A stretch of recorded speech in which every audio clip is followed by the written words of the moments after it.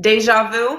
It may seem like it since we've made the same announcement 3 times in the last 3 months, with this being number 4, but we are lowering our prices again. First, our 30-day All Access went from $349 to $299.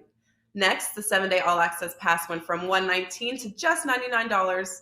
And just a few weeks ago, despite our popular 3-day All Access Pass, it went down to $59 from $69. Next up is the 90-day All Access Pass, which is now officially dropped down to $749 from being $849, giving you 90 days of selections from your favorite handicapper for under $60 per week. Remember, purchase wager bucks can now be used the same as cash, including on our new lowered price, 3, 7, 30, and 90-day All Access packages, allowing you to save every day on every pick you buy.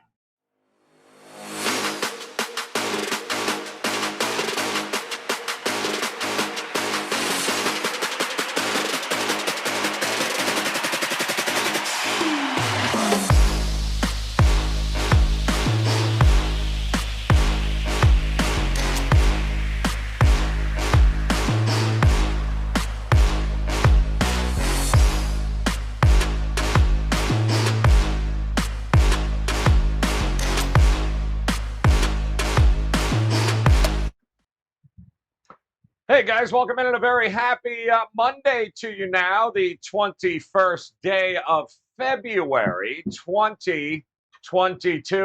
The madness known as March is almost upon us here, but still got a lot of craziness between now and then, just a couple of weeks away in the regular season. And we got some games on tap today to break down for you with 3 of the finest here at WagerTalk.com. 3 guys doing nothing but cashing tickets over the weekend in college hoops, as well as Drew Martin is here, Adam Trigger in the middle, and of course, Tony Mahia in the house here for this final week of February. I'm still trying to wrap my hand around that there, Drew, but welcome in. A very happy Monday to you, Drew. Another 5% winner. Shocker last night for you, man. Way to go. If it ain't broke, don't fix it, Mississippi State and Missouri under. Talk to me here about what do you got on a $9 Monday, and give us a little something that you learned this weekend in college hoops.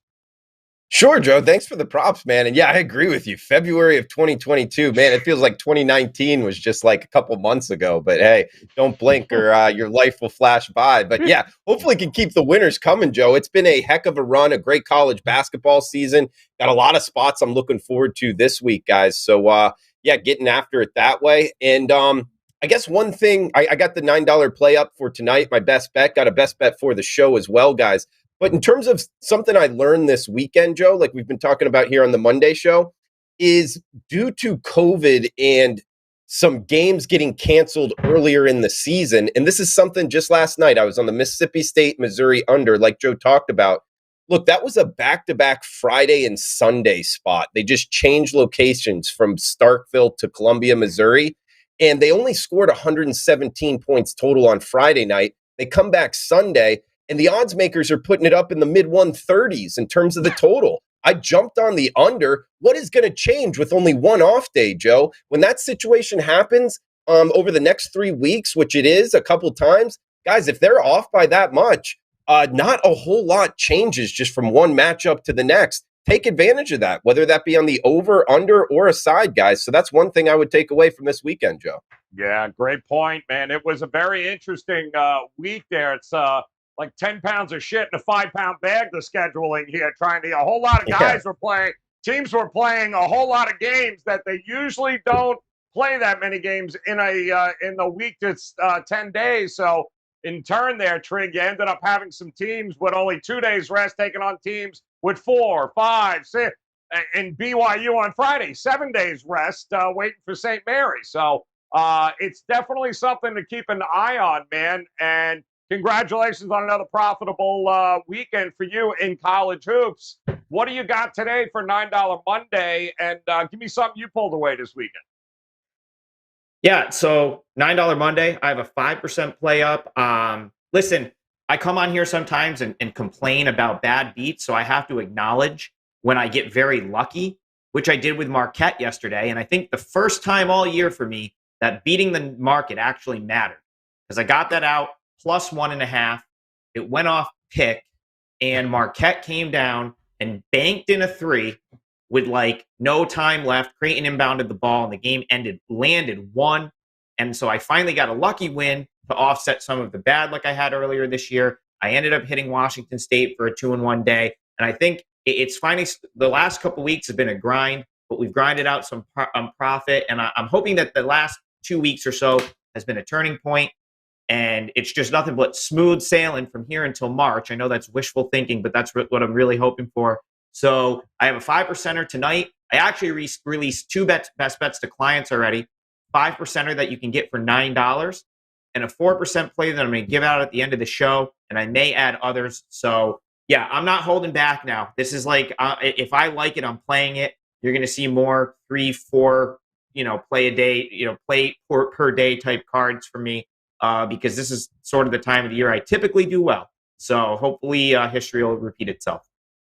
You mean the off balance, off one leg, chuck it up off the backboard 3 that gets the cover? Didn't see it. Talk to me here, Tony Mejia.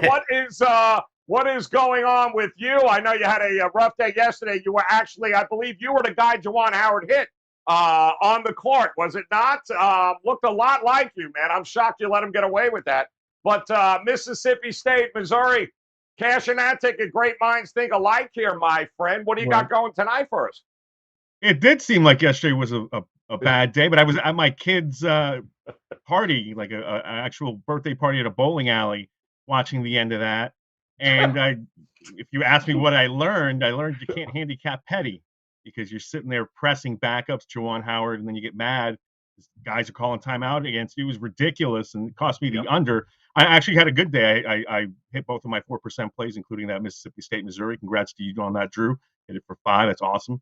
And again, that was an interesting game, considering all the travel mishaps that Mizzou had getting into Starkville, and then you come back and essentially play the same game less than 24 hours later. So kind of weird, or 48 hours later, I should say.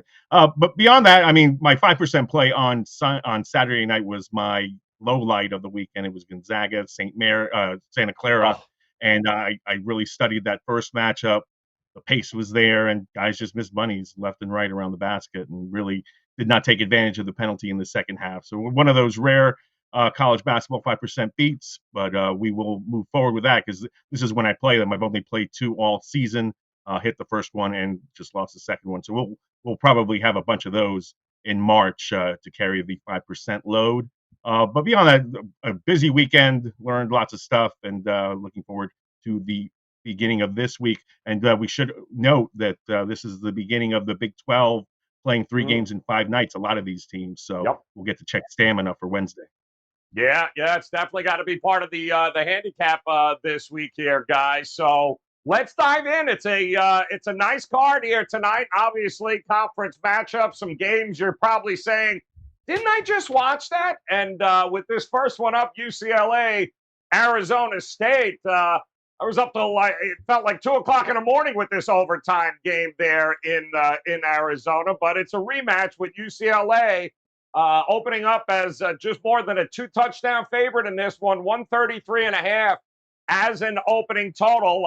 This has come down now, 13.5 in spots here. So talk to me here, Drew. It's amazing. If you haven't been paying attention, Arizona State is actually playing some basketball here. They are hooping as of late. So what do you think about their chances of getting it done twice against the Bruins?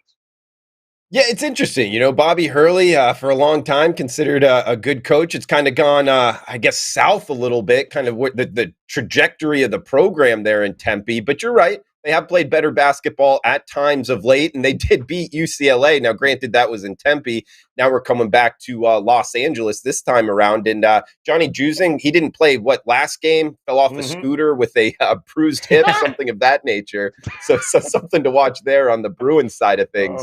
But, Joe, as we're getting UCLA here, under 2 touchdowns, I just want to point out something schedule-wise. You got to keep in mind with COVID-19 again, Pauley Pavilion filled with fans back on January 25th. Since then, they've played Arizona at home. They won 75-59. They played Cal at home, winning 81-57. Stanford, they beat 66-43. Washington State and Washington, they just smacked both of those teams by almost 20 points each. What I'm getting at, they're 5-0 with 5 blowouts here. Hey, I don't love laying big numbers. Don't necessarily lay doubles a lot, guys. But late night, 9 p.m., UCLA at home. I don't want to step in front of the Bruins at home in Pauley Pavilion. It's been a wild atmosphere since the fans have been let back in. It's UCLA or pass for me, Joe. All right, he's leaning towards UCLA in this one. Trig, what do you think here? Are you buying what Hurley is selling here? Because looks like the kids are. Joe, I have to kind of agree with Drew, even though I don't want to come out and lay the points with UCLA. I've been a little hesitant to step in front of them. Now, this is going to be, you have to know what's going on injury-wise for this game, because I guess I expect Juzang to be back from his little scooter fall, but it's worth noting that he didn't play over the weekend. Now, they didn't miss him, but you have Jamie Jaquez. I don't know if I said that correctly, but he barely played in that game over the weekend as well. And Cody Riley is probably out tonight from what I hear. So if let's say Juzang is out, you could have potentially 3 starters compromised, which in my opinion would be an issue laying this kind of number against a team that just took you to 3 OTs and beat you in 3 overtimes. Now, there could be some revenge for UCLA from that loss. And like Drew said, I mean, they have just been, they've just been trashing teams at home. And Arizona State doesn't inspire a ton of confidence on the road. So could they be one of those teams that just gets waxed at Pauley Pavilion? Yeah, probably. But Arizona State's been better. So I have to see what's going on with UCLA's, the injury. If Juzang is going to play, I think that's very important. I don't really typically lay. I want, 14? Maybe it's come down to 13.5. So I think it's probably too many points just from a numbers perspective.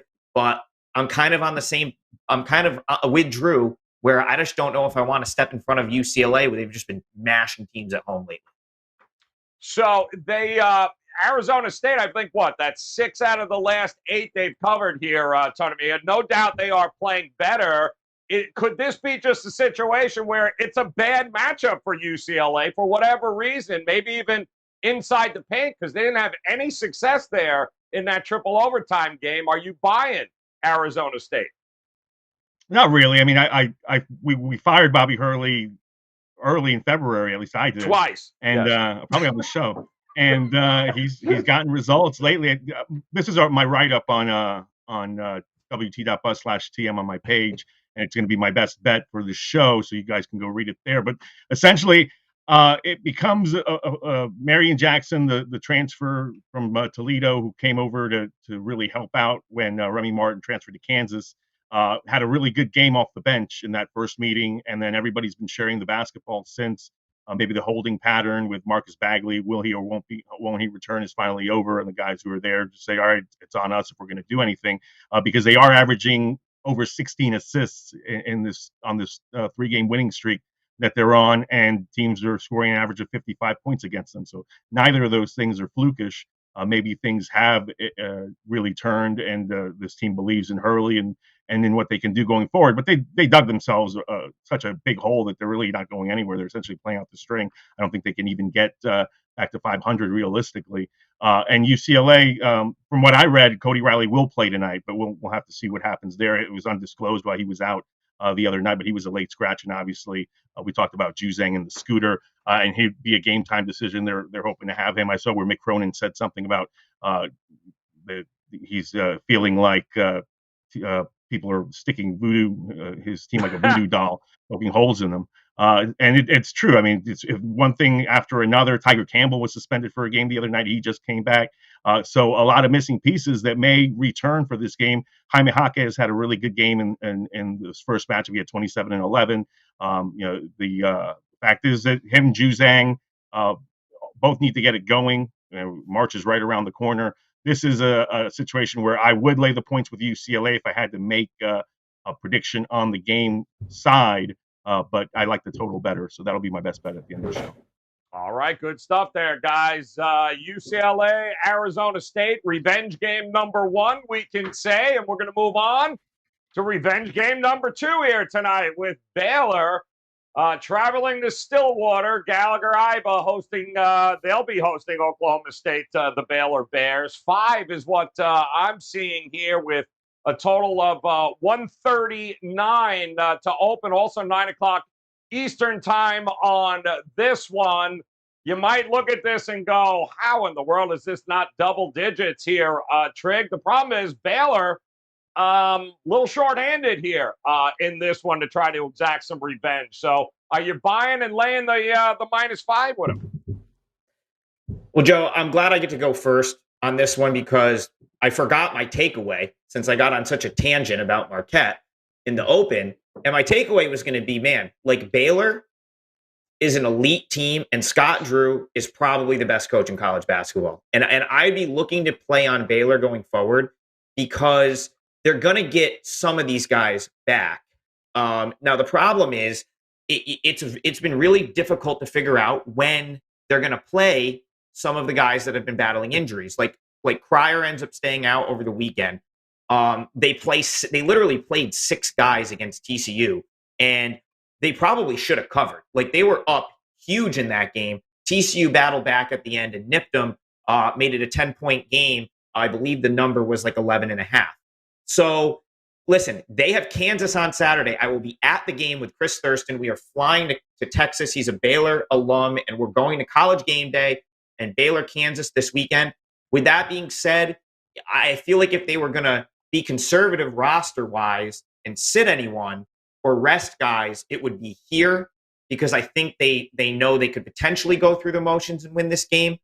But Oklahoma State pulled a huge upset against Baylor earlier this year in a game where Baylor played about as bad as they could possibly play. So with the revenge aspect, like if Baylor wants to, in my opinion, they should be able to crush Oklahoma State. Like, it really shouldn't be close. However, the way that he's managed the roster and Cryer sort of being a late scratch over the weekend, obviously JTT out for the season, Flagler's been hurt. You know, you go back to the beginning of the year, Langston Love going down in the preseason. It's like, it's amazing that Baylor's a top 10 team right now, but they're going to start to get some of these guys back. So what I'm going to say is, if you get the information on the injuries, I think you can make a case for Baylor. If the game starts and all of a sudden Cryer's in and they're playing guys, maybe look to in-game Baylor. I would want to bet Baylor here, but it's so unknown how he's going to coach this game that I don't really want to lay 5. And I'll leave it at that. All right, good stuff there. What do you think here, Mejia? Revenge on their mind. Do they get it in Stillwater here tonight? Yeah, I mean, it's going to depend on who plays, whether Baylor is equipped to win this game. Oklahoma State's got 2 home games left, and that's their season. They're not going to the NCAA tournament. So I would find it hard to believe that they won't be engaged tonight and against Texas Tech in the final regular season game. They're obviously going to be engaged for that Bedlam game. So maybe they take the Iowa State game off, and that's a game we should all circle and be on the Cyclones there. But as far as this season goes, Oklahoma State hasn't quit on Mike Boynton. You know, they rise up every so often. And in this game, I think they'll be engaged. And if you're wanting to lay the points with Baylor, I think you have to know whether LJ Cryer is going to play. He's been dealing with a foot issue. Adam Flagler sat out this weekend with knee discomfort. Until he gets those guys back at 100%, I don't see any reason why Scott Drew is going to play them. And, you know, the fact is Suchan came in and did such a nice job off the bench, and Flo Thamba starting for Chamo Tetrawa, who isn't coming back, that, you know, this is what you get going forward with Baylor. You'll get energy, and Matthew Mayer is going to be the X factor. And I think Mayer probably rescues this game late, but I don't want any part of laying points with Baylor. I like Oklahoma State's depth. I like the fact that they haven't quit on Boynton. And as you know, Gallagher-Iba can be rocking. So this will be a game that I will watch and stay away from. Yeah, these final couple of home games there, Drew, for Oklahoma State, it's going to be their tournament, so to speak, there, because no postseason for them. But what do you think, man? I'm starting to see some 4.5s pop up. It wasn't that long ago where we'd be talking about Oklahoma State in the 130 for a total, but boy, oh boy, what a difference a month makes here, Drew. What do you think we get tonight?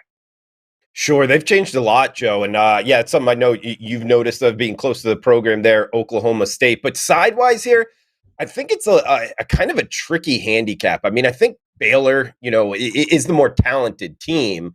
They're number 5 in terms of offensive rebounding percentage, and they just get after it. Offensively speaking, overall very offensive efficient. They're also good on the defensive end. The problem with laying the 4.5, 5 here is I don't think that Oklahoma State is necessarily quit on the season, and Baylor's on the road here. 3 games in 5 days being on the road for the last of that. It's just spot-wise, it doesn't set up well. There's injury concerns that both Adam and Tony touched on there.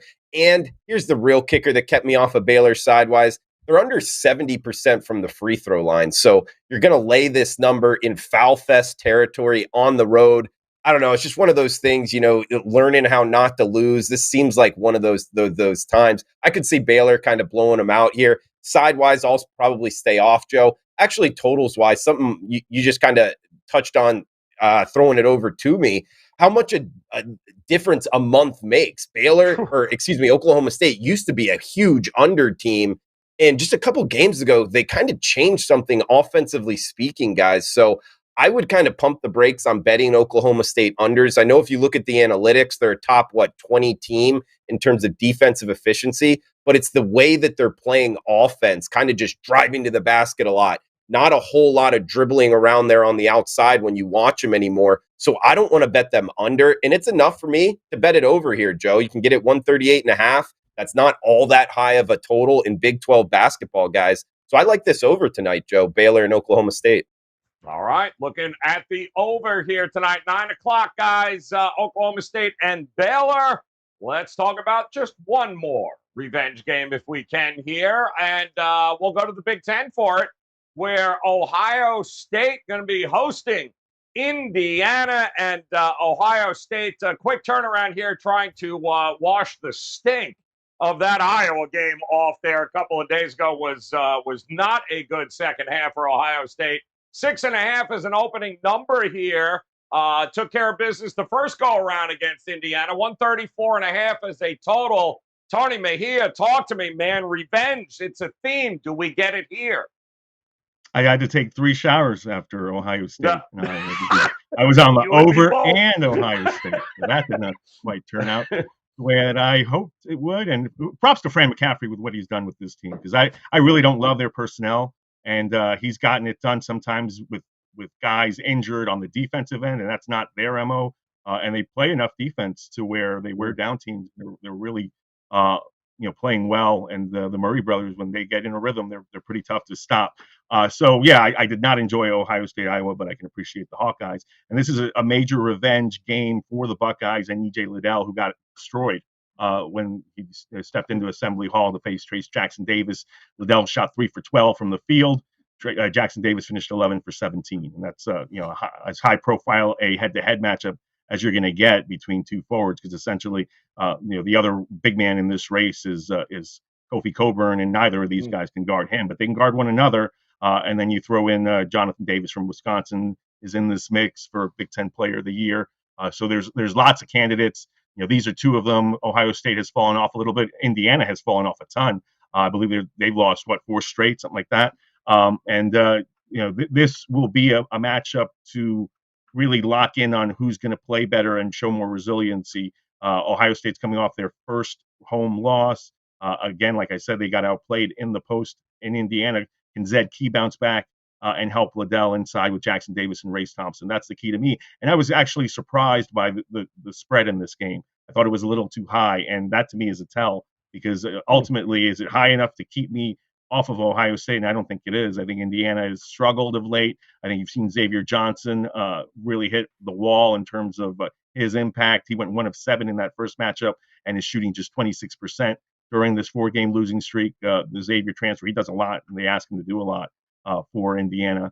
Pardon me, the Pitt transfer. And he's not playing as well as he normally did at the start of the season. So I think this is a great spot for Ohio State at home. Branham playing better.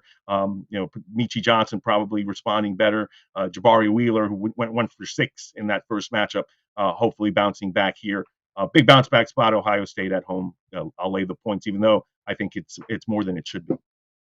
Yeah, it was not good, Drew, in the second half. They went cold from everywhere. So you're not used to seeing Ohio State lose games at home like that.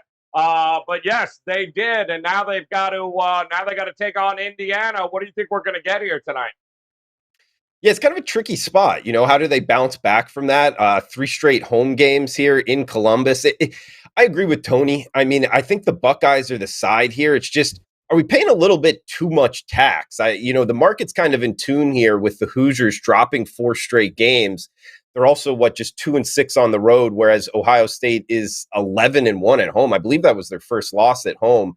I don't know. Sidewise, I think it's tricky. I agree with Tony. I think Ohio State is probably the side if you make me play it. I just think this number is a little bit rich. I think we are paying a little bit of tax to be on the Buckeyes. More so, I like this total. I like it under, Joe. I think it's a little bit too high here.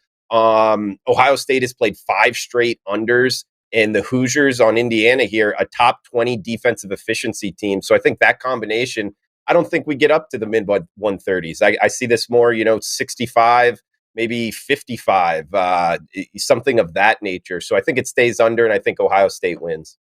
All right, liking that. Ohio State, what do you think here, Trig? How you looking at this game tonight? Well, Joe, I don't think there's a question. Like, the odds makers are absolutely forcing you to lay a premium to bet Ohio State. The line in the first time these two played, I think it was like 3.5. So they're definitely forcing you to pay a premium. However, I almost kind of think it's warranted. Like, this is like one of the biggest conundrums as like a handicapper I think we run into. It's like, I can pretty much acknowledge that the number is too big. However, I don't see any reason that Ohio State doesn't absolutely slam this team. So I have to sort of have the internal, fight with myself. Can I lay 6 or 6.5, knowing that I'm probably laying a premium number, but knowing that I really do think it's the right side. In this case, like Indiana, I watched every minute of that Indiana-Wisconsin game.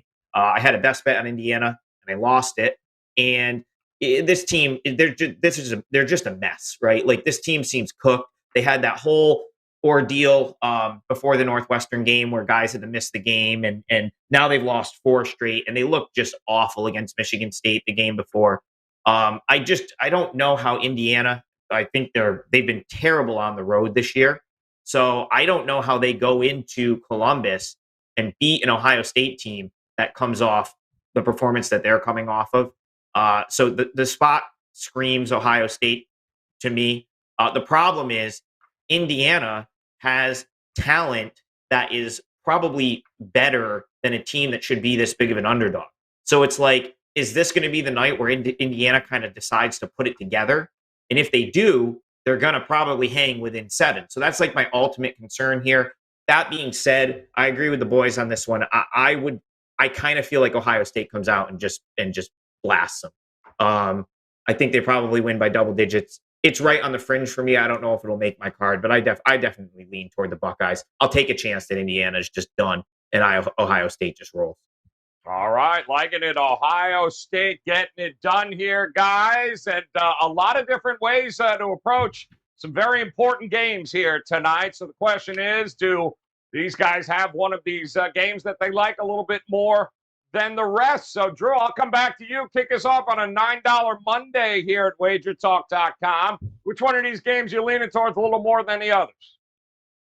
Sure, Joe. I'll go to the middle game we talked about. Oklahoma State hosting Baylor. I think Baylor playing, 3 games or in 5 days going on the road here. I think it affects them more defensively than offensively. We've talked about this. Oklahoma State, their change in offensive philosophy, kind of not wasting a lot of time getting after it, looking to score, using that to our advantage. I think this total under 140 can get it as low as 138.5 right now. I think we get up and over that. This is a foul fest range game. If we get down to the end of games, stopping the clock a lot. That helps us get up and over. Plus the fact Baylor has played 5 straight games, scoring 70-plus points. number 5 in the country in offensive rebounding percentage. They're getting that second half chances. And also a matchup here in this handicap, guys. Oklahoma State turns the ball over a lot. They're not that great of a team offensively, but where they really struggle is turning the ball over. And that's where Baylor kind of excels on defense, is turning their opponents over. And that makes for a more like open court type game. I think that helps us out as well. So seeing this at 138.5, Baylor, Oklahoma State, prime time here, national televised game in the Big 12, Joe. I'm betting it up and over 138.5. Boom. All right. Up and over it is there, Drew. How about it, Trig? $9 Monday. Best bets are locked and loaded for you there. Which one of these games you circle for us? Yeah, so $9 Monday, I have a 5% play up, but I also released a 4% play to my clients, and that 4% play is UTEP plus 5.5. Listen, Middle Tennessee State, if you made a list of overachievers in college basketball this season, I think you'd have to put Middle Tennessee State on the top of the list. I don't think you could find another team in the country that has overachieved as much as the Blue Raiders. And part of the reason they're the number 1 ATS team in the country is they were projected near the bottom of Conference USA, and they now sit near the top, actually in the lead in their division in Conference USA. With that being said, I think they're going to be a good fade against some of the better teams in Conference USA down the stretch, because the pendulum has swung so far in the direction of them being this like cover machine at this point. And I think one of those games is tonight. UTEP is a team I've talked about since the beginning of the season, that's been a bet on team for me. I think Joe Golding's a tremendous coach. And I really think that they're undervalued because their best player, Sule Boom, has either been hurt or hasn't played or has had to deal with COVID. Like, this kid had a number of like injuries all at the same time. I think he had COVID, had an injury to his hand, and was dealing with something else all within like a month span. He actually toughed it out and played through it in most of those games, only missed a couple games.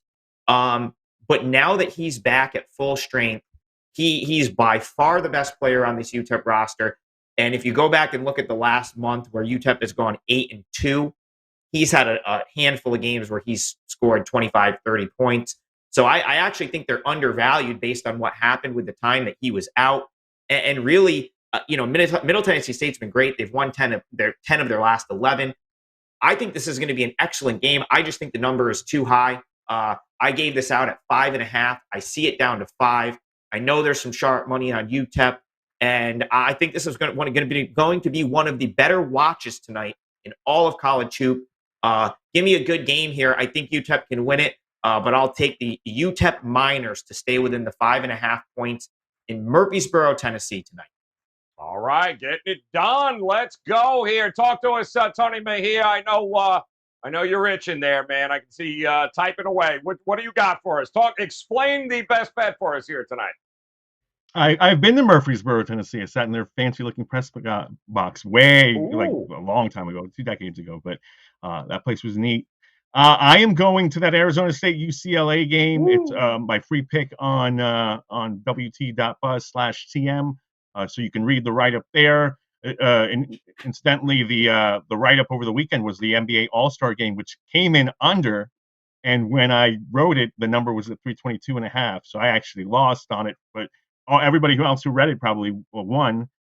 Just talking about the Elam ending and Teddy Cover's suggestion of betting the first half, you had to have the over. So if you read on that and won, congratulations. You can also read my ASU UCLA analysis. Essentially the under is 7-4 in UCLA's last 11.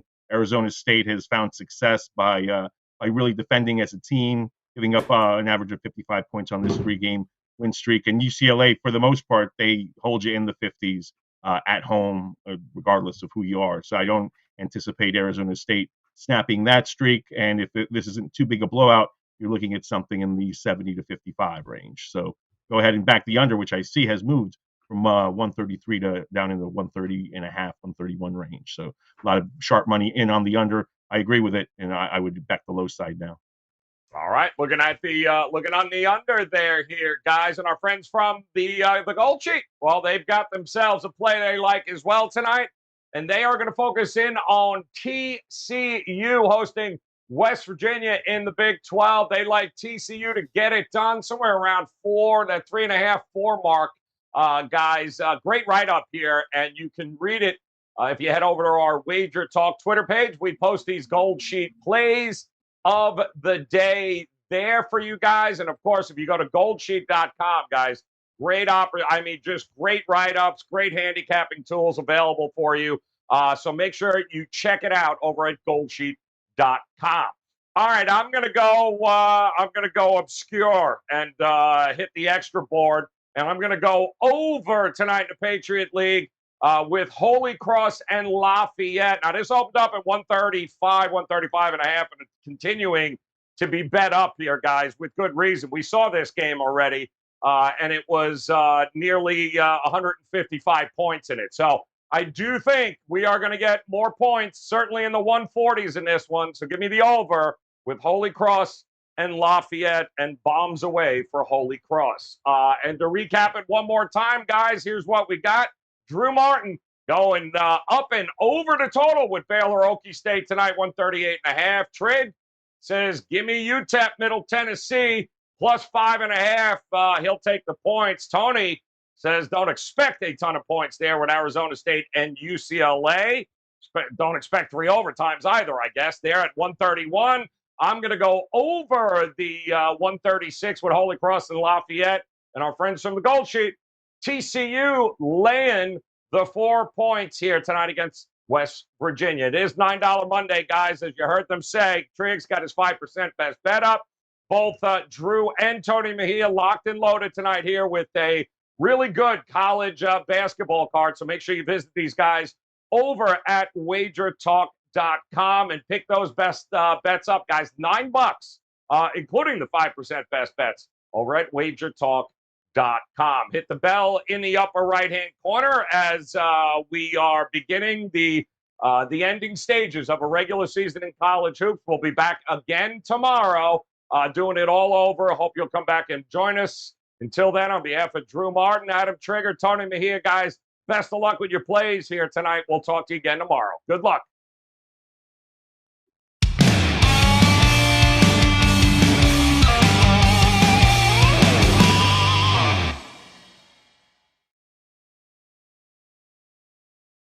Each and every Monday is $9 Monday at WagerTalk.com. All daily picks packages are priced at only $9, including $40 5% best bets. As an added bonus, all new users will receive $25 in WagerBucks credited to their accounts, available for immediate use after their initial $9 Monday purchase. So make sure to take advantage of $9 Mondays at WagerTalk.com.